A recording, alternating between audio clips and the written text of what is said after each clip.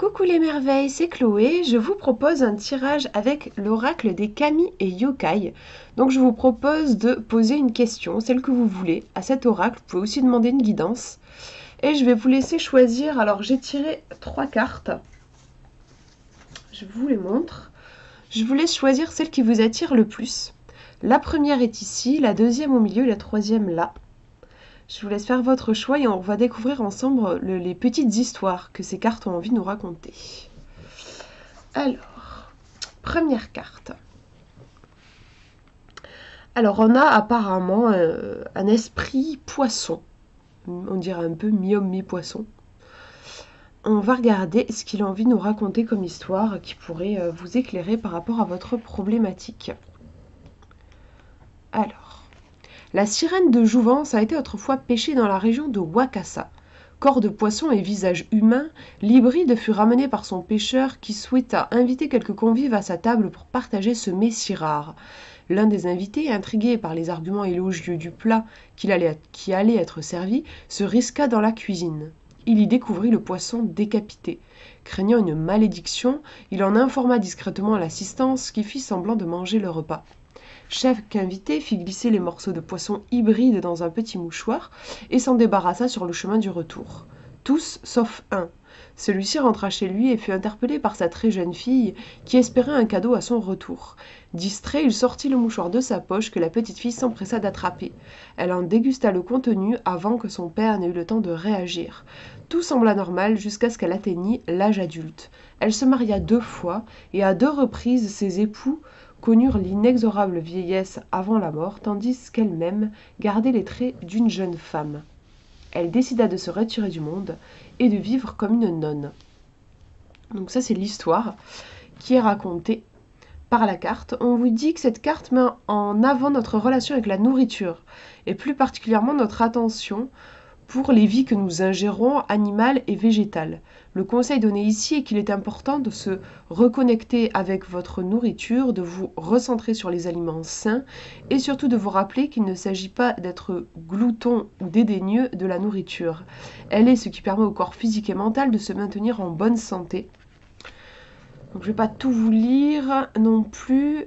Oui, après voilà, on nous dit ces conseils sont également applicables pour la nourriture intellectuelle et spirituelle. Soignez vos fréquentations. J'allais y venir, mais ils l'ont noté aussi. Donc il y a cet aspect, oui, nourriture. Ce qu'on mange, ça a une influence sur nous, comme là, cette fille qui a mangé cette sirène de Jouvence et puis qui du coup a eu cette jeunesse éternelle. Ça a une influence. Donc, qu'est-ce que je peux vous dire par rapport à votre question? Il peut y avoir la notion de prenez soin de vous. Faites attention, parfois on est omnibulé par un projet, quelque chose, et on néglige notre corps physique. On ne prend pas soin de nous, on mange rapidement entre deux actions, 2 trucs qu'on a prévu de faire. On prend moins soin de nous. Donc ça peut être ça. Faire attention de ne pas négliger votre corps, votre santé. Moi, ça me fait penser à ça. Après, il y a aussi la notion de nourriture dans un sens un peu métaphorique, c'est-à-dire avec quoi vous vous nourrissez actuellement, de quelles pensées vous vous nourrissez. Par rapport à votre question, qu'est-ce que vous êtes en train d'ingérer en fait? Est-ce que vous êtes en train de vous nourrir d'angoisse, de peur, d'inquiétude? Est-ce que vous êtes en train de vous nourrir des inquiétudes de votre, je sais pas, votre conjoint ou votre frère, votre ami? Peut-être que vous êtes en train d'ingérer des préoccupations qui ne vous appartiennent pas.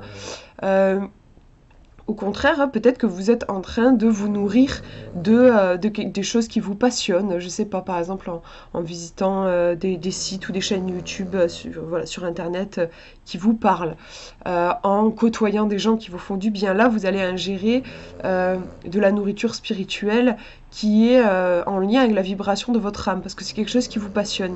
On vous demande de faire cette réflexion de retour un petit peu aux sources et de vérifier par rapport à votre question que ce que vous êtes en train d'ingérer, c'est bien en lien avec ce que vous voulez voir dans votre vie. C'est-à-dire que par exemple, si vous vous nourrissez des inquiétudes des autres, et que en même temps vous avez envie de réaliser un rêve qui est personnel, va y avoir un truc qui est déséquilibré parce que vous vous nourrissez de quelque chose qui est extérieur à vous et en même temps vous voulez manifester quelque chose qui vous appartient. Il y a deux énergies là qui se confrontent. Donc vérifiez bien que vous êtes en effet en train de vous nourrir avec des choses qui sont en lien avec ce que vous voulez créer dans votre vie. Il y a cet aspect-là. Et sinon, si ça vous parle pas dans ce sens, ça peut être aussi, comme je vous disais, faites gaffe quand même que vous ne soyez pas en train de vous surmener et au point d'oublier votre corps physique. Prenez bien soin de votre corps. Voilà pour cette carte. Je vous montre la deuxième. Alors, on a un crâne. Un crâne qui en fait est composé de plein de petits crânes. Et on a un personnage voilà, qui regarde ça. Donc, on va regarder quelle histoire ça nous raconte. Alors, on nous dit, un matin qu'il sortait de sa chambre pour se rendre dans la cour, un religieux tomba nez à nez avec une myriade de crânes humains. Il y en avait tant qu'ils se chevauchaient. Les crânes se regroupèrent pour former, avec des centaines de restes, un crâne gigantesque, avec un petit crâne dans chaque orbite qui fixait intensément le moine. Une fois la stupeur contrôlée, le religieux retrouva son calme et soutint à son tour le regard du Dokuro no Kai, ce qui signifie crâne mystérieux. Après quelques instants, les crânes s'écroulèrent et disparurent. Cette carte est très explicite. Elle démontre que la situation n'est pas un danger, seulement en apparence. Elle ne nécessite rien de plus qu'un effondrement direct, une confrontation pour faire s'évaporer toutes les tensions. À vous de garder votre sang-froid et de faire face à ce qui vous préoccupe. Cela peut aussi concerner un élément psychique, comme faire face à une phobie, à une partie sombre de soi, à un événement ou une émotion passée. Vous êtes le maître quoi qu'il arrive, ne vous laissez pas influencer ni perturber. On tente de vous intimider, mais le pouvoir réel de votre opposant n'est pas aussi impressionnant qu'il souhaiterait vous le faire croire. Poursuivez votre chemin sans crainte, ce n'est qu'un épouvantail.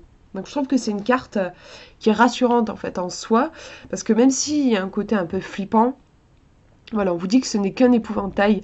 Le personnage ici, il fixe cet énorme crâne qui fait un peu flipper, et en fait, en soutenant son regard, il le fait s'effondrer. Donc, par rapport à votre problématique, votre problème n'est absolument pas insurmontable. Mais il y a cette idée de rester droit dans ses bottes face à votre problème. Ça peut être une angoisse, ça peut être un sentiment d'échec, je sais pas, ça peut être le problème que vous avez.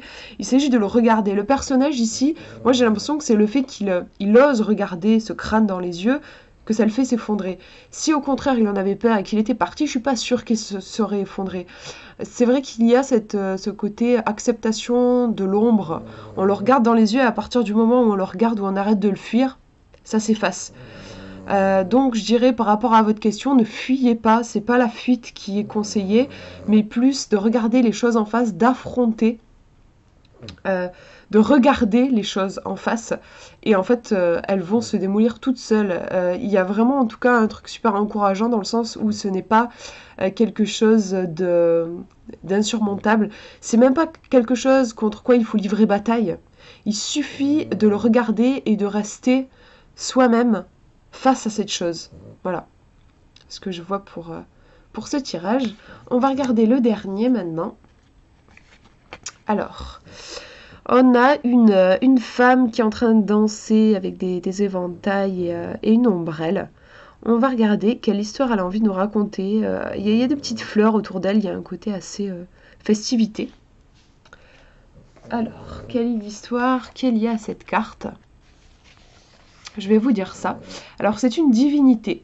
Cette divinité a joué un rôle essentiel dans le retour de la lumière après le repli d'Amaterasu dans la caverne céleste. En effet, la déesse solaire, abattue par les exactions, je ne connais pas ce mot, de son frère Susanio, décida de se reclure dans une grotte, privant le monde de ses rayons bienfaiteurs. Afin de l'attirer hors de la caverne, les 800 divinités se regroupèrent devant l'antre et firent un cercle autour de la déesse de la gaieté. Donc c'est celle qui est sur la carte. Elle offrit à l'auditoire une danse aussi charmeuse que joyeuse. Au préalable, cette dernière avait placé en face de l'entrée de la caverne le miroir sacré Yata no Kagami. Les clameurs intriguèrent Amaterasu, qui se risqua à sortir la tête de sa cachette. Non, je croyais que c'était elle qui était dans la caverne, mais non, c'est elle en fait qui a dansé devant. En fait, oui, voilà, elle a dansé devant la caverne pour faire sortir l'autre déesse. Donc elle se risque à sortir la tête, et là les 800 supérieurs crièrent qu'ils avaient trouvé une déesse aussi radieuse je galère tellement avec les noms asiatiques. Kamaterasu. Celle-ci finit définitivement par sortir afin de constater qui avait pris sa place et découvrit son propre reflet dans le miroir installé par Ame no Uzume. Cette divinité est liée à la joie, à la bonne humeur, aux pensées positives, mais aussi à la sensualité. En tirant cette carte, vous êtes invité à sortir de votre grotte. La façon que vous avez de voir le monde ou de concevoir une situation est faussée par des pensées négatives, de la fatigue ou de l'exaspération. Il serait peut-être bon de vous rappeler que la personne que vous êtes réellement... bon de vous rappeler la personne, j'ai rajouté un mot, la personne que vous êtes réellement, et de retrouver vos forces pour aller de l'avant. Vous verrez que vous pourrez cheminer paisiblement à travers cette perturbation. Vous avez plus de puissance et d'atouts que vous ne le croyez. Ne vous laissez pas abattre au point d'abandonner. Vous laisseriez bien trop facilement la place à d'autres moins compétents, moins compatissants que vous ne l'êtes. Ame no Uzume souhaite apporter un arc-en-ciel dans votre météo personnelle pour vous rappeler que derrière le voile brumeux auquel vous prêtez trop attention, donner trop de force, se cachent de meilleurs jours. À vous de puiser dans la bonne humeur de cette divinité pour ramener un sourire sur vos lèvres et de l'énergie dans votre corps et votre mental. Regardez-vous avec bienveillance, mettez un peu de sensualité dans votre vie pour ressentir votre incarnation avec plaisir. Vous gagnerez également en confiance en vous sentant à l'aise avec votre corps. Laissez Ame no Uzume ramener le soleil dans votre vie, ouvrez-lui les bras. C'est une carte super positive, hein, voilà, je trouve que tout est bien dit dans le livre. Il y a vraiment ce côté, ne soyez pas pessimiste à regarder le verre à moitié vide, et voyez plutôt le bon côté des choses, ouvrez-vous. C'est une carte qui vous demande de vous affirmer, de continuer, de persévérer par rapport à votre problème. Il y a vraiment des énergies positives qui sont présentes, même si peut-être vous n'en avez pas conscience. Voilà pour ces tirages, j'espère que ça vous aura parlé. Je trouve super sympa ces petites histoires, moi j'adore les découvrir. Voilà, je vous fais de gros bisous, prenez bien soin de vous.